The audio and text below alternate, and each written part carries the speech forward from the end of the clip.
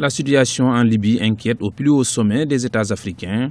La lutte acharnée entre les milices fratricides a plongé le pays dans une insécurité sans précédent et soulève de nombreuses interrogations. Des questions qui étaient pourtant soulevées par de nombreux observateurs qui craignaient que le renversement de l'ancien président Muammar Kadhafi soit une occasion d'ouvrir une boîte de Pandore. La situation militaire aujourd'hui, et du moins sécuritaire en Libye, est dans un état d'excès de gravité tel que j'ai bien peur de penser qu'une solution politique devient compliquée, difficile.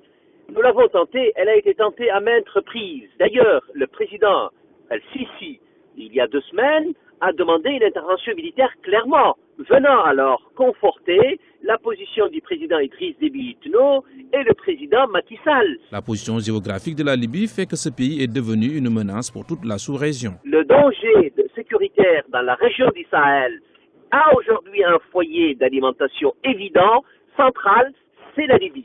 Et puis, l'égalité des forces en présence en Libye, l'antagonisme puissant des uns vis-à-vis des autres, est malheureusement dans une situation de gravité qui, de mon point de vue, rend une situation politique négociée, qui je ne dis pas impossible, mais difficile. De nombreuses voix s'élèvent désormais pour permettre à une résolution du conflit.